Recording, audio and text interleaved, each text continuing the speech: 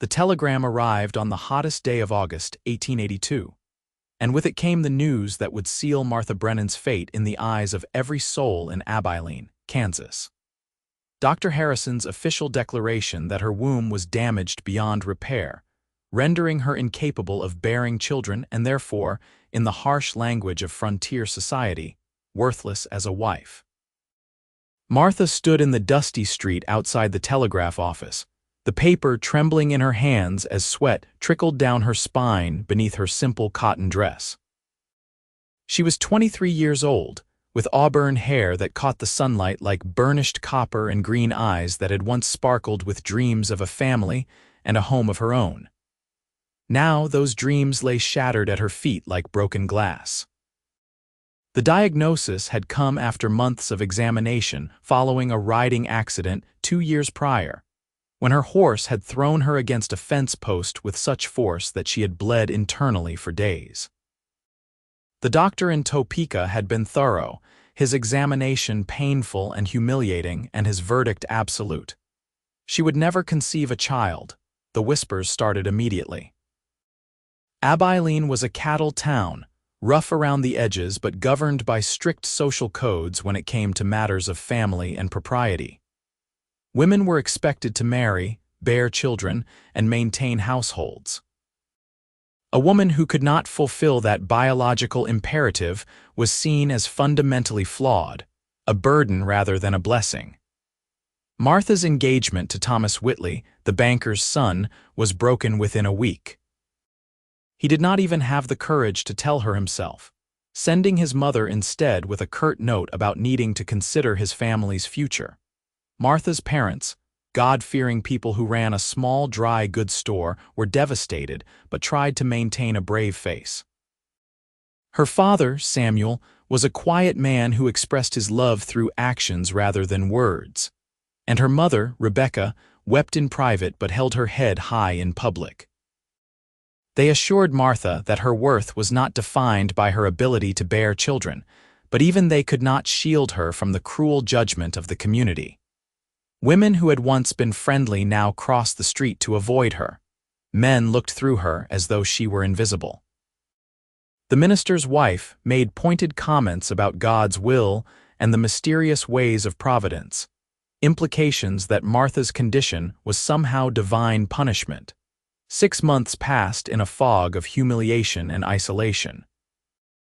Martha threw herself into helping at her parents' store, taking inventory, serving customers, and keeping the books with meticulous care. She had always been good with numbers, a trait that her father appreciated even if the rest of the world saw it as unfeminine. She tried not to think about the future, about growing old alone in her parents' home, becoming the spinster aunt to siblings' children she might never have. The weight of worthlessness settled over her like a heavy blanket, suffocating her spirit day by day. It was on a crisp morning in March 1883 that everything changed. A stranger rode into town on a bay gelding, his figure silhouetted against the rising sun. He was tall and broad-shouldered, wearing a weathered Stetson hat, a dusty duster coat, and chaps that marked him as a working cowboy. His face was tanned from years under the open sky, with laugh lines around his eyes and a strong jaw that spoke of determination. He tied his horse outside the dry goods store and stepped inside, removing his hat to reveal dark brown hair that curled slightly at the edges. Martha was behind the counter, arranging bolts of fabric, when he entered.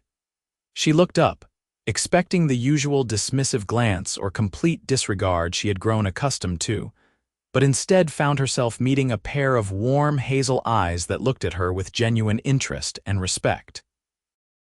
"Morning, miss," he said, his voice deep and pleasant with a slight Texas drawl. "Name's Cole Masterson. I'm looking to stock up on some supplies before heading out to the Rockingham Ranch. Heard your store had the best prices in town." Martha felt something flutter in her chest, a sensation she had thought long dead. "Good morning, Mr. Masterson. I can help you with that. What do you need?" He pulled a list from his pocket, written in careful block letters. "Coffee, flour, salt, sugar, beans, bacon if you have it, and I need a new rope." Mine frayed clean through yesterday. As Martha gathered his items, they fell into easy conversation.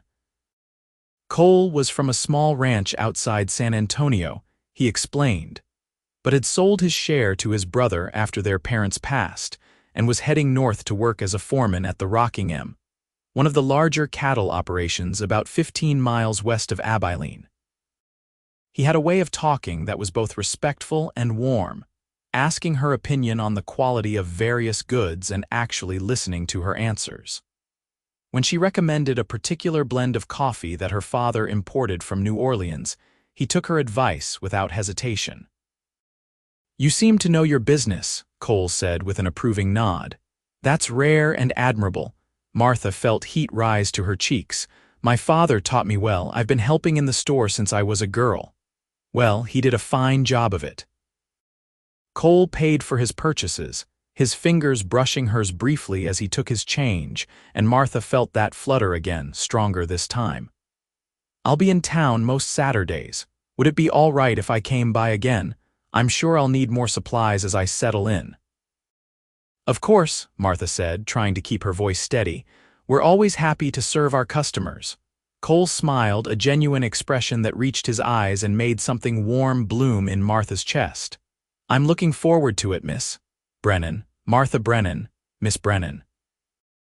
He tipped his hat to her and left, and Martha found herself watching through the window as he mounted his horse and rode west toward the ranch. True to his word, Cole returned the following Saturday, and the Saturday after that. Each visit lasted a little longer than the last, their conversations ranging from practical matters of ranch life to more personal topics. Martha learned that Cole was 28 years old, that he had lost both his parents to fever within a year of each other, that he loved the work of ranching but dreamed of having his own place someday.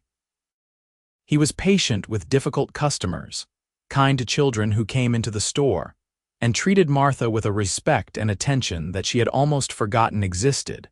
For her part, Martha found herself looking forward to Saturdays with an anticipation that felt both thrilling and terrifying.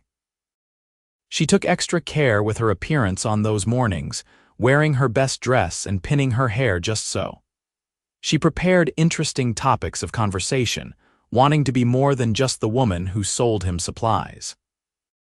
And slowly, carefully, she allowed herself to hope that maybe, just maybe, she was not as worthless as the town had declared her to be.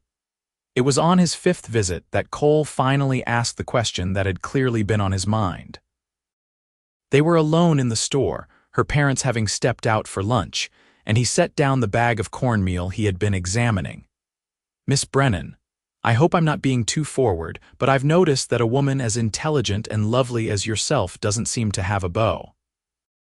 Is there a particular reason for that, or have the men in this town simply lost their minds?" Martha's heart sank. This was the moment she had been dreading, the moment when she would have to reveal the truth and watch his interest fade like morning mist. But she had been raised to be honest, and she would not start a friendship, let alone anything more, on a foundation of deception. "There is a reason, Mr. Masterson," she said quietly, her hands gripping the counter edge. "I was in an accident 2 years ago. The doctor says I cannot have children. My engagement was broken because of it, and the town has made it clear that I am considered damaged goods. I understand if that changes your opinion of me." She forced herself to meet his eyes, expecting to see pity or disappointment or that familiar dismissal.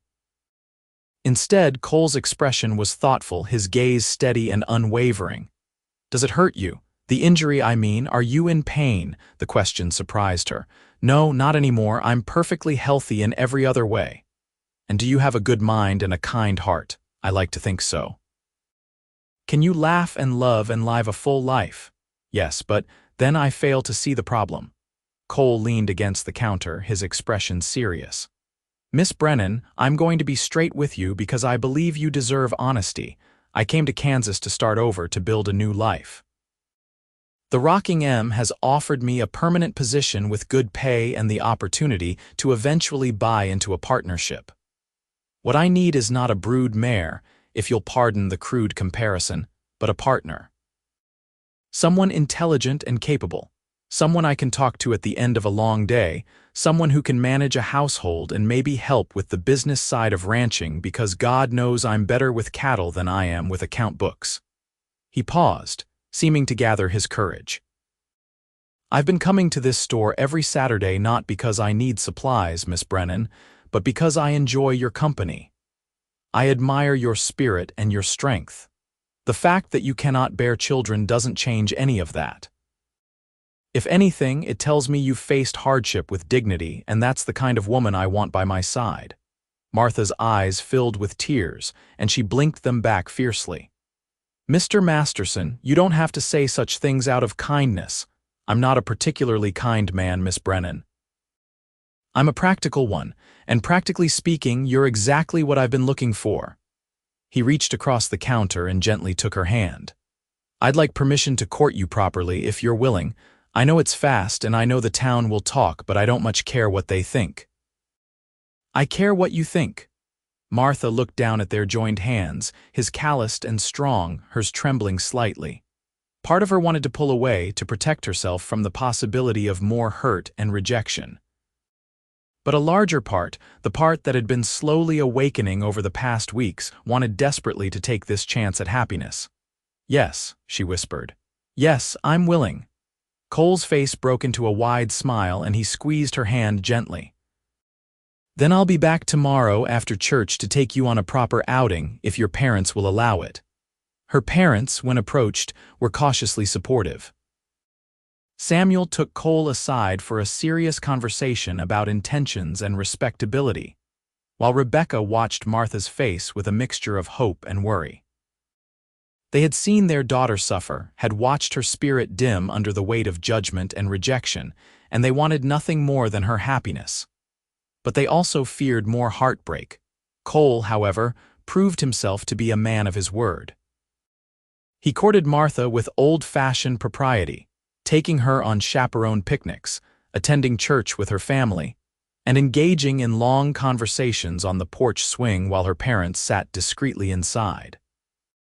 He brought her small gifts, wildflowers picked on his rides, a book of poetry he thought she might enjoy, a beautiful hair comb he had ordered from a catalog.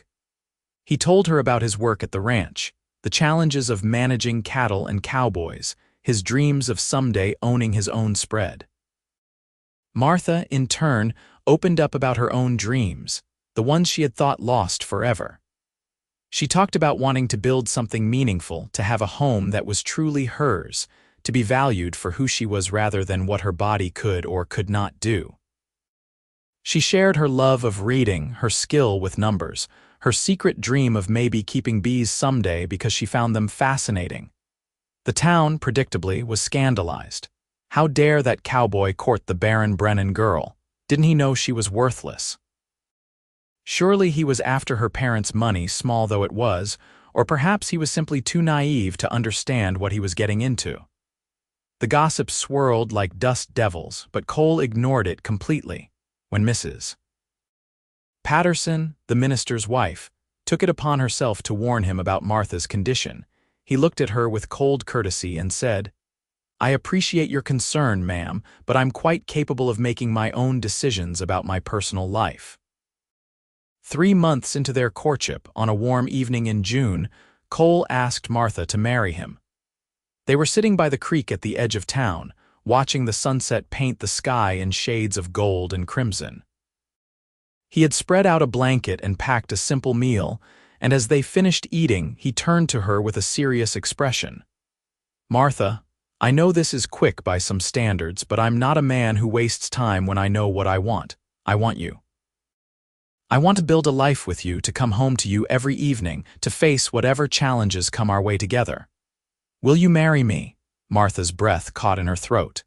She had dared to hope, but hearing the actual words made it real in a way that both thrilled and terrified her. Cole, I need you to be absolutely certain. You're giving up the possibility of children, of a family. That's not a small thing.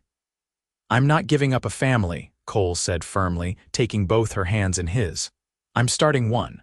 A family is more than blood and babies, Martha. It's the people you choose to love and who choose to love you back. If we want children in our lives, there are other ways. There are orphans who need homes, nieces and nephews who could visit. But even if it was just the two of us for the rest of our days, that would be enough. You would be enough." Tears streamed down Martha's face, but they were tears of joy and relief and overwhelming gratitude. "Yes," she said, her voice breaking. "Yes, I'll marry you." Cole pulled her into his arms, holding her close as she cried against his chest. He stroked her hair and murmured reassurances, and Martha felt something she had not felt in almost 2 years. Hope for the future. They were married 6 weeks later in a simple ceremony at the church. Martha wore a dress her mother had made, pale blue with delicate white lace at the collar and cuffs. Cole wore his best suit, looking handsome and proud as he stood at the altar. The guest list was small. Martha's parents, a few ranch hands from the Rockingham, and a handful of people from town who had remained kind despite the gossip. Notably absent were most of Abilene's so-called respectable citizens, but Martha found she did not care. The only person whose presence mattered was standing beside her, promising to love and honor her all the days of his life. When the minister pronounced them husband and wife, Cole kissed her with a tenderness that made her heart soar. The small gathering applauded, and as they walked down the aisle together, Martha felt truly seen and valued for the first time in years. They moved into a small house on the Rockingham property, a foreman's cabin that had been empty for months. It was modest but cozy, with 2 rooms downstairs and a sleeping loft above, a stone fireplace, and a small porch that looked out over the rolling prairie. Cole had cleaned it thoroughly before the wedding, and Martha's parents had helped furnish it with basic necessities and a few cherished items from her childhood home. Their wedding night was tender and unhurried. Cole was patient and gentle, clearly experienced but considerate of Martha's relative innocence. He took his time, learning what pleased her, reassuring her when she grew nervous and making her feel beautiful and desired in a way she had never experienced. Afterward, they lay tangled together in the narrow bed, and Martha felt a profound sense of belonging. "Are you happy?" Cole asked, his fingers tracing lazy patterns on her bare shoulder. "Happier than I ever thought possible," Martha admitted. "Sometimes I'm afraid I'll wake up and find this was all a dream." "It's real," Cole promised, pressing a kiss to her forehead. "I'm real and I'm not going anywhere. We're building something here, Martha, together."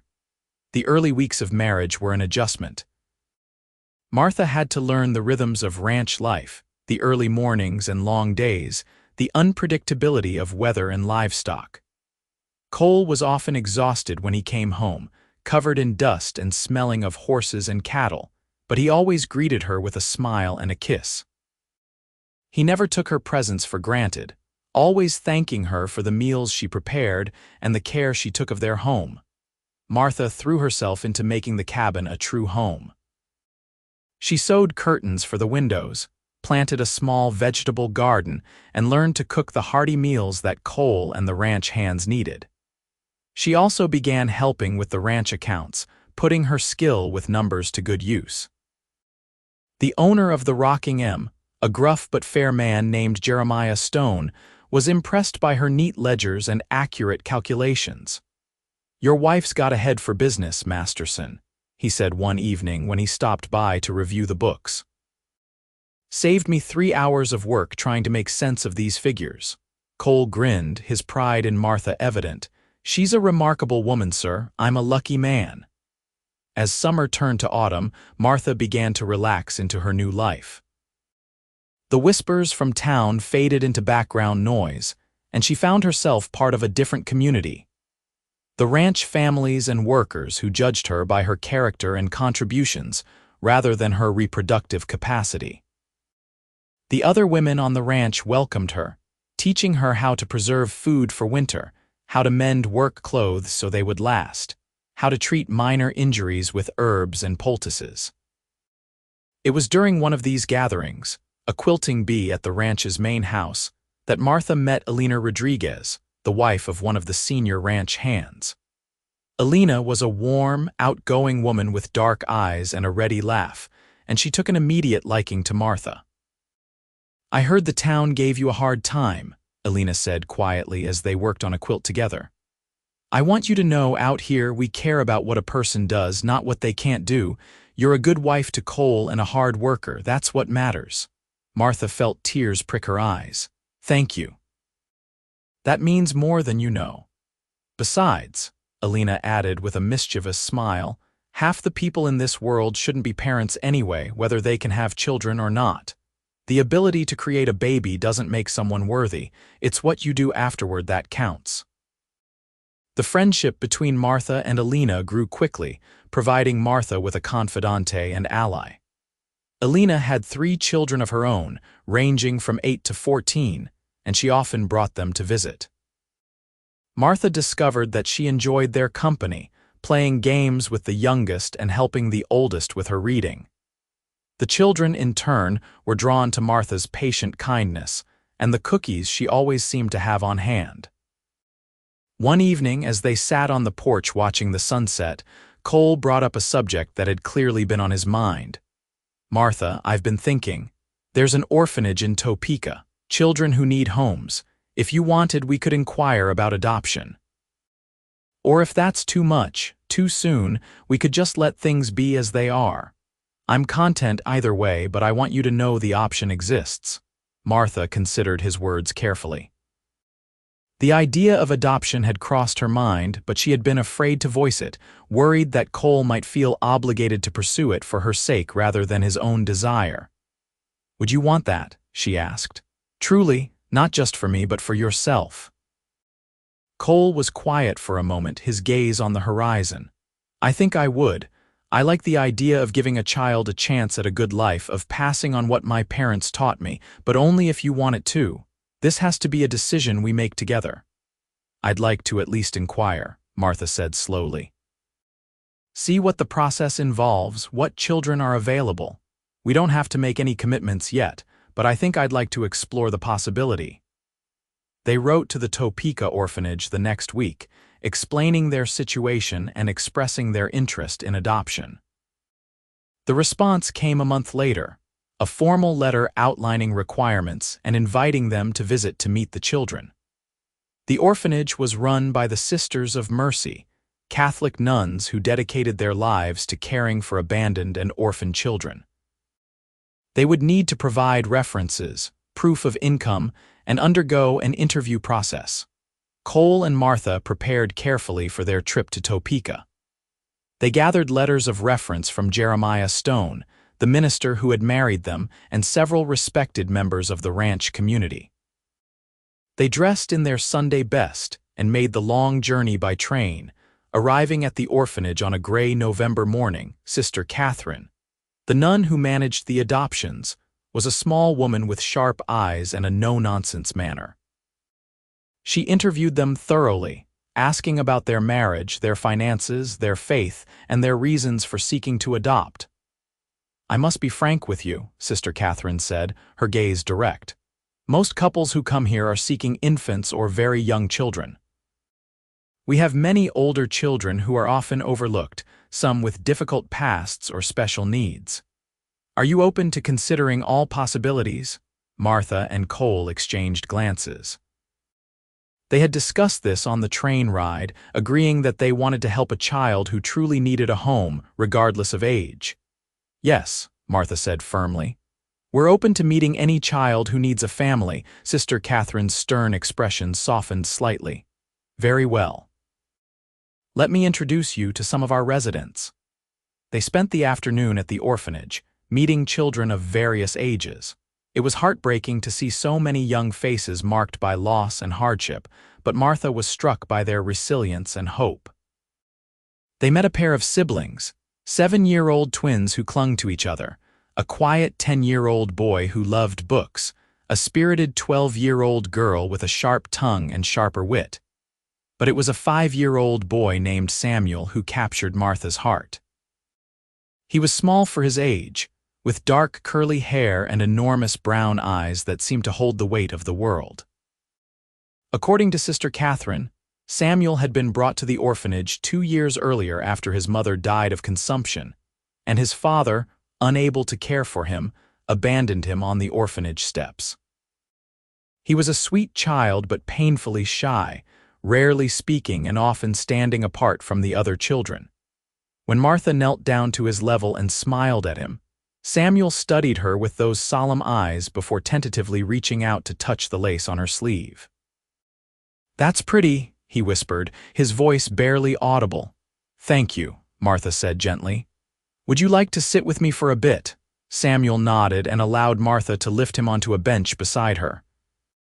Cole sat on his other side, and they spent the next hour simply talking to the boy, asking about his favorite things, telling him about the ranch and the animals. Samuel slowly began to open up, his voice growing a little stronger as he described a picture book he liked about horses. When it was time to leave, Samuel's face fell and Martha felt her heart break. "We'll come back," she promised, squeezing his small hand. "Very soon." On the train ride home, Martha and Cole talked late into the night. They both felt drawn to Samuel, but they also wanted to be realistic about the challenges of adopting an older child who had already experienced trauma and loss. "He needs us," Martha said finally. "Or maybe we need him. Either way, I can't stop thinking about those eyes, Cole. He's hurting and I want to help him heal. Then we'll do everything in our power to bring him home," Cole said, pulling her close. "He'll be our son." The adoption process took 3 months, a period filled with paperwork, home visits, and anxious waiting. Sister Catherine was thorough, sending a representative to inspect their home and interview their references. But finally, in February of 1884, they received word that Samuel could come home with them. They made the journey to Topeka again, this time with a heart full of excitement and nerves. Samuel was waiting with his few possessions packed in a small carpet bag. 2 changes of clothes, the picture book about horses, and a wooden horse figurine that another child had given him. He looked terrified and hopeful in equal measure as they approached. "Hello, Samuel," Martha said, kneeling before him.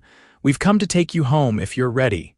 "To the ranch?" Samuel asked, his voice small. "With the horses?" "Yes, to the ranch. You'll have your own room and all the space to run and play that you could want. And we'll love you and take care of you always. Will you come with us?" Samuel looked from Martha to Cole and then slowly nodded. "Yes, please." Cole picked up the boy's bag and Martha took Samuel's hand. As they walked out of the orphanage together, Martha felt a sense of completeness she had never expected to experience. They were a family now, not in the way society had decreed was proper, but in a way that was real and chosen and precious. The journey home was long, and Samuel was quiet for much of it, clearly overwhelmed by the change in his circumstances. But when Cole bought him a peppermint stick at a station stop and Martha showed him the picture books she had packed in her bag, he began to relax slightly, even smiling once or twice. When they arrived at the ranch, the community rallied around their new family member. Elena brought over a basket of food and hand-me-down clothes from her boys. Jeremiah Stone stopped by with a small pony he said was perfect for a boy learning to ride. The ranch hands treated Samuel with gentle respect, understanding without being told that he needed time to adjust. Those first weeks were challenging. Samuel was plagued by nightmares and would wake screaming for his mother. He was terrified of being abandoned again and would panic if Martha or Cole left his sight for too long. He hoarded food in his room, a habit from the orphanage where meals were scarce. He flinched at sudden movements and loud noises, but Martha and Cole were patient and consistent. They established routines, provided comfort during nightmares, and reassured Samuel repeatedly that he was safe and loved and permanent. Slowly, gradually, the boy began to heal. The nightmares grew less frequent. He stopped hoarding food. He began to laugh and play like a normal child. One evening, about 2 months after Samuel came to live with them, he climbed into Martha's lap as she sat by the fire mending clothes. "Mama," he said tentatively as though testing out the word. Martha's hands stilled, tears springing to her eyes.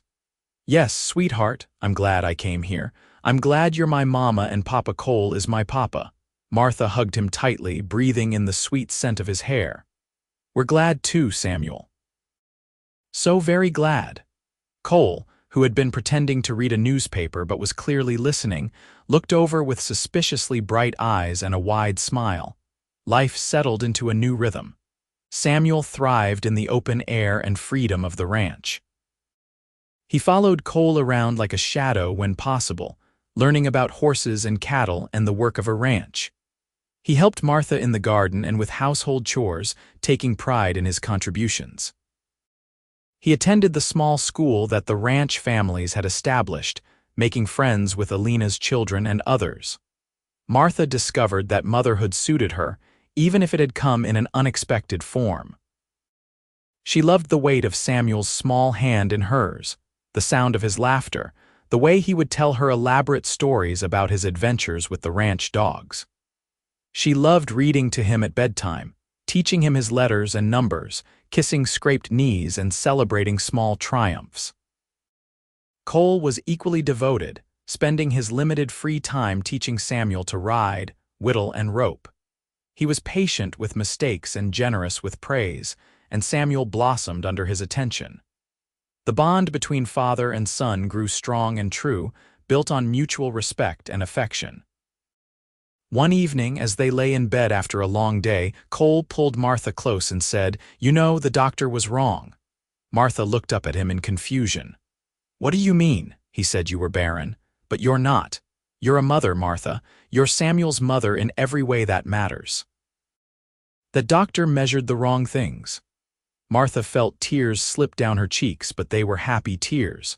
And the town was wrong too. I'm not worthless. I have a family, a home, a purpose.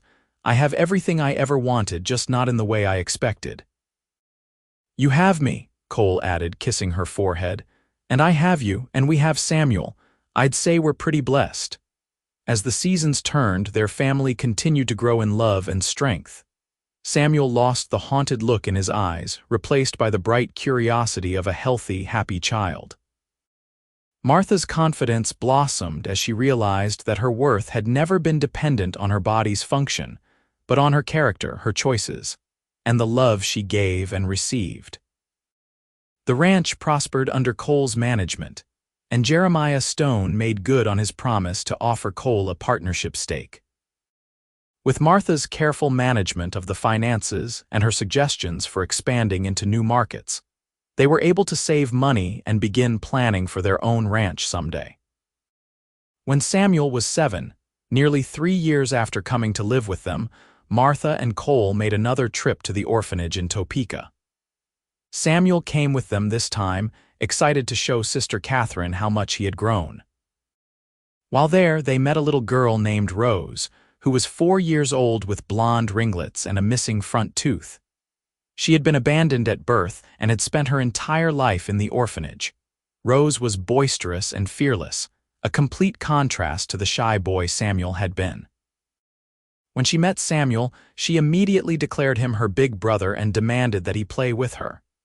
Samuel, who had grown into a confident, kind-hearted boy, took to his new role with enthusiasm. "Can she come home with us?" Samuel asked his parents earnestly. "She needs a family too." Martha and Cole exchanged glances and then both smiled. "Let's see what we can do," Martha said. The process was faster the second time with their proven track record as adoptive parents. By summer, Rose was part of the family, bringing chaos and joy in equal measure. She adored Samuel, followed Martha everywhere, and had Cole wrapped around her little finger within days. Their little cabin was getting cramped with 4 people, so Cole and some of the ranch hands built an addition, adding 2 small bedrooms and expanding the main living area. Martha sewed curtains and quilts, creating cozy spaces for each child. The house rang with laughter and occasional squabbles, with the sound of children's feet running across the floors, and Martha would not have traded it for anything.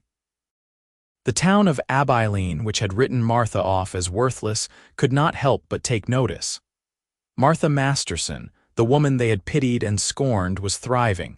She had a devoted husband, 2 beautiful children, and was clearly happy. Some people had the grace to feel ashamed of their earlier judgment.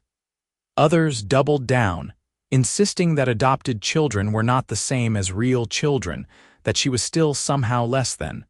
Martha no longer cared what they thought. She had learned that family was not about blood, but about love, commitment, and choice. She had learned that worth came from within, from the content of one's character and the quality of one's actions. And she had learned that the labels others placed on her had no power unless she accepted them. On their 5th wedding anniversary, Cole surprised Martha with a piece of land, 50 acres just west of the Rockingham that Jeremiah Stone was selling at a generous price. It had good water, decent grazing, and enough space to build their own ranch. "It's time we had our own place," Cole said, showing her the deed. "I want to build you a real home, Martha. One where we can grow old together, where Samuel and Rose can grow up and maybe bring their own families someday. What do you say?" Martha threw her arms around his neck, laughing and crying at the same time. "Yes, oh yes, Cole, let's build our home." The next 2 years were filled with hard work and planning. Cole continued working at the Rockingham while slowly building up their own herd of cattle. Martha managed the finances, stretching every dollar to cover building materials and livestock. Samuel, now 9, helped with chores and looked after Rose, who at 6 was attending school and learning to read. They built the house themselves with help from friends and neighbors, a sturdy structure with 4 bedrooms, a large kitchen, and a wide porch that looked out over the prairie. Martha planted trees around the house and established a large garden. Cole built a barn and corrals. They named the place Masterson Ranch, and the sign Cole erected at the entrance filled Martha with pride every time she saw it. When they finally moved in the spring of 1889, Martha stood in the doorway of her new home and marveled at how far she had come. 7 years earlier, she had been labeled barren and worthless, her future seemingly destroyed. Now she had a husband who cherished her, 2 children who filled her days with purpose and joy, and a ranch they had built together through love and hard work. That night, after the children were asleep in their new rooms, Cole and Martha sat on the porch swing watching the stars. "Do you ever regret it?" Martha asked softly. "Marrying me, I mean. You could have had a different life, maybe an easier one." Cole turned to her, his expression serious and tender. "Martha, you listen to me. Marrying you was the best decision I ever made. You're the strongest, most capable, most loving woman I've ever known. You took a label that could have destroyed you and proved it was a lie. You built a family out of love instead of obligation. You turned a broken dream into something even better. I am proud every single day to be your husband." He took her hand and pressed it to his heart. "You were never barren, Martha. Your love and your capacity to nurture have given life to this family, to our children, to our home. You were never worthless. You're priceless. And I thank God every day that the people in that town were too blind to see what I saw, because if they hadn't been, I might never have had the chance to win your heart." Martha leaned her head on his shoulder, contentment washing over her like a warm blanket. "I love you, Cole Masterson." "I love you too, Martha Masterson. Always have, always will." The years that followed were good ones. The ranch prospered through hard work and careful management. Samuel grew into a fine young man, strong and kind like his father, with a gift for working with horses. He fell in love with the daughter of a neighboring rancher when he was 20 and brought her home to meet his parents, his face glowing with happiness. Martha and Cole welcomed her into the family with open arms, delighted to see their son so happy. Rose grew into a spirited young woman with a sharp mind and an independent streak. She insisted on learning ranch work alongside her brother, refusing to be limited by expectations of what girls should do. Martha, remembering her own struggles against societal limitations, supported her daughter's ambitions while also teaching her the practical skills she would need to run a household.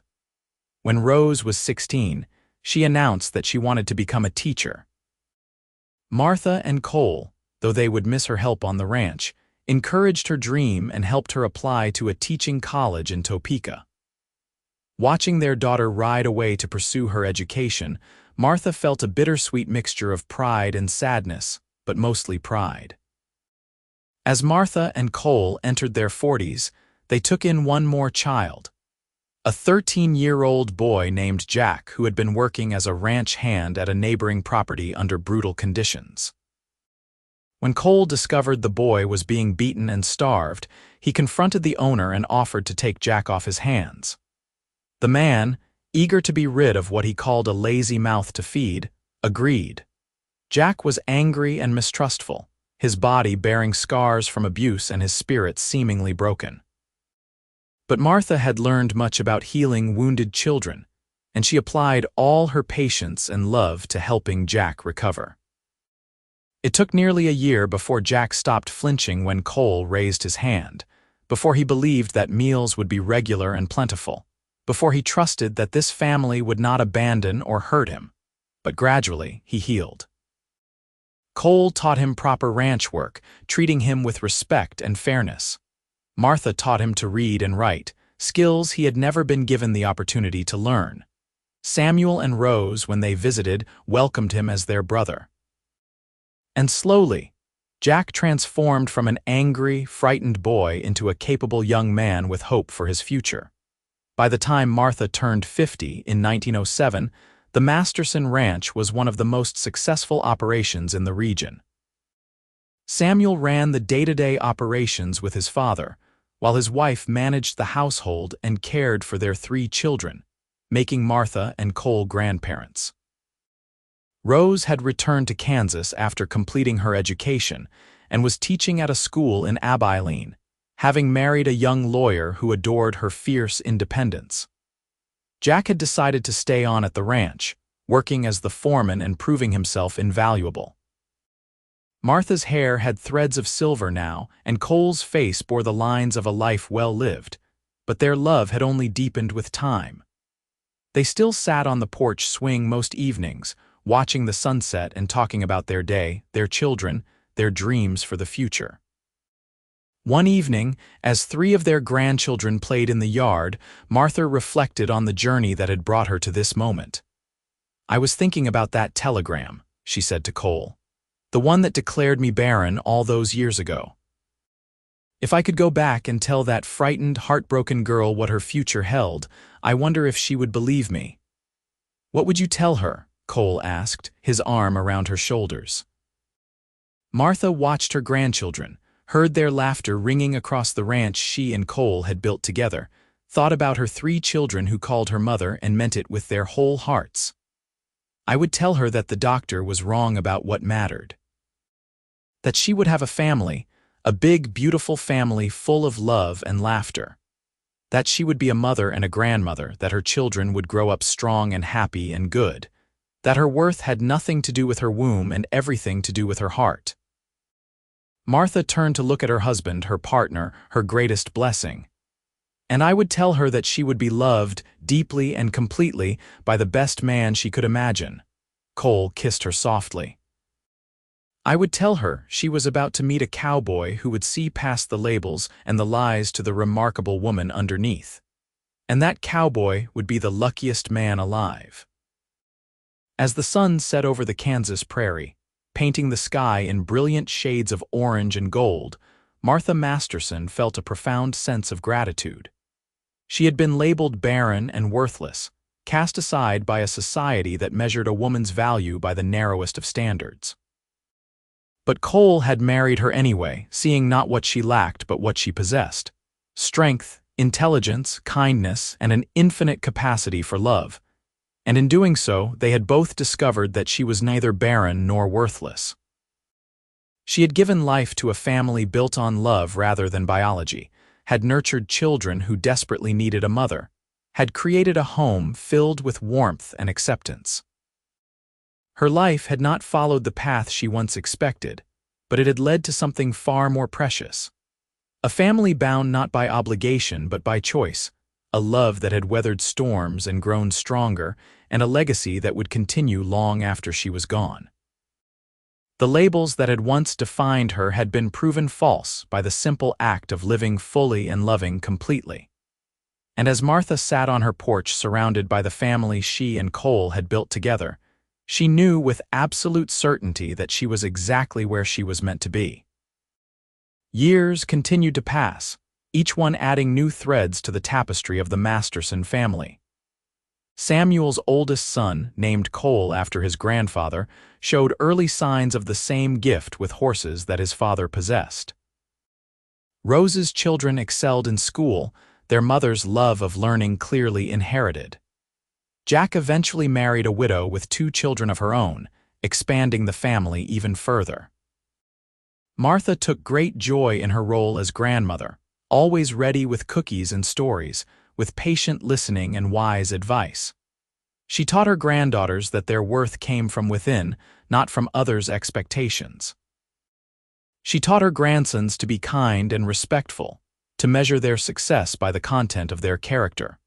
Cole remained active on the ranch well into his 60s, though he gradually turned over more responsibility to Samuel and Jack. He took pride in what they had built, not just in terms of land and livestock, but in terms of family and legacy. The Masterson Ranch was known throughout the region not just for its quality cattle, but for its fair treatment of workers, its generous support of community needs, and the strong family at its heart. On Martha and Cole's 25th wedding anniversary, their children organized a celebration. The house was filled with family and friends, many of whom had been there since the beginning. Elena Rodriguez, now gray-haired but still vibrant, toasted the couple who had shown everyone what true love looked like. Jeremiah Stone, retired but still sharp as ever, praised Cole's work ethic and Martha's business acumen. But the most meaningful moment came when Samuel, Rose, and Jack stood together and spoke about what their parents had given them. "You took 3 children who had been discarded by the world," Samuel said, his voice thick with emotion. "And you showed us that family is not about blood. It's about commitment and love and showing up every single day. You gave us a home, a future, and most importantly, you gave us yourselves." Rose wiped tears from her eyes as she added, "Mama, you showed me that a woman's worth is not defined by anyone else's narrow standards. You taught me to be strong, to stand up for myself, to pursue my dreams. You proved that love is the most powerful force in the world." Jack, the boy who had been so broken and angry when he arrived, spoke last. "Pa, Mama, you saved my life, not just physically, but in every way that matters. You taught me what it means to be a man, to be part of a family, to have worth and dignity. Everything good in my life started the day you brought me home." Martha could not speak through her tears, so she simply gathered her children close, Cole's arms around all of them, and let the love wash over her. As the celebration continued into the evening, with music and dancing and laughter, Martha stepped outside for a moment of quiet reflection. She walked to the fence line and looked out over the land they had built their life on, remembering the frightened, heartbroken woman she had been 25 years ago. Cole found her there, as she knew he would, and wrapped his arms around her from behind. "What are you thinking about, Mrs. Masterson?" "I'm thinking about how a telegram that felt like the end of my world turned out to be the beginning of something I never imagined. I'm thinking about how the worst day of my life led to the best decision of my life, saying yes when you asked to court me." "Best decision of my life too," Cole murmured. "Asking you in the first place." They stood together in comfortable silence, 2 people who had built a life on love and faith and determination, who had proven that labels meant nothing in the face of commitment and choice. The years advanced, bringing both joys and sorrows as all lives do. Martha's mother Rebecca passed peacefully at 78, surrounded by family. Samuel expanded the ranch with his father's blessing, adding new acreage and experimenting with different cattle breeds. Rose's husband became a judge, and they moved into a fine house in Abilene, though Rose never forgot her roots and visited the ranch often with her children. When Cole suffered a heart attack at 67, Martha nursed him back to health with fierce determination, refusing to accept that their time together might be cut short. He recovered, though the doctor advised him to take things easier. Cole grumbled about being treated like an invalid but secretly enjoyed having Martha fuss over him. They grew old together, their love deepening with each passing year. Their bodies became less able, their movements slower, but their devotion never wavered. They still held hands when they walked, still kissed each other good morning and good night, still found joy in the simple fact of being together. On a warm spring evening in 1912, 30 years after that fateful telegram had arrived, Martha and Cole sat on their porch surrounded by their growing family. Samuel's children were teenagers now, confident and capable. Rose's oldest daughter had just been accepted to college. Jack's stepchildren called Martha and Cole Grandma and Grandpa with genuine affection. New great-grandchildren toddled around the yard, the next generation of Mastersons. As Martha looked at the family they had created, the legacy of love they had built, she felt overwhelming gratitude for the journey that had brought her here. She had been labeled barren, but she had mothered 3 children and helped raise countless grandchildren. She had been called worthless, but she had built a life of profound value and meaning. Cole squeezed her hand, reading her thoughts as he so often did. "We did good, didn't we? We did better than good," Martha replied, leaning her head on his shoulder. "We proved that love can build what nature denies, that family is defined by choice rather than blood, that worth comes from within rather than from others' judgments. And we lived happily ever after," Cole added with a smile. Martha laughed, the sound full of joy and contentment. "Yes, my love. We absolutely did." As the sun set over the Kansas prairie one more time, the Masterson family gathered together, bound by love and loyalty and the enduring legacy of 2 people who had refused to let society's labels define their destiny. Martha and Cole had proven that sometimes the greatest blessings come from the places we least expect, that the deepest love can grow from the darkest moments, and that a family built on choice and commitment can be every bit as strong and precious as one built on blood. They had taken broken pieces and created something beautiful. They had taken loss and transformed it into gain. They had taken labels that were meant to diminish and destroyed them through the simple act of living fully and loving completely. And in the end, that was the greatest legacy of all. Not the ranch they had built or the fortune they had accumulated, but the love they had shared and the family they had created, a testament to the truth that worth is measured not by what a body can do but by what a heart can give. Martha Brennan Masterson, once labeled barren and worthless, had proven those labels to be lies. She had lived a life of extraordinary value, had loved and been loved deeply, had created a family that would continue for generations. She had taken the worst moment of her life and transformed it into the foundation for the best life she could have imagined. And Cole Masterson, the cowboy who had seen past the labels to the remarkable woman beneath, had been rewarded with a love story for the ages, a partnership that had enriched every moment of his life, and a family that would carry their values forward long after they were gone. As stars began to appear in the darkening sky, Martha and Cole remained on their porch, hands clasped, hearts full, surrounded by the living proof that love conquers all, that family is what you make it, and that the labels others place on us have no power unless we accept them. They had built a beautiful life together, and they would continue to cherish every moment they had left, grateful for the journey that had brought them together and the love that would sustain them always.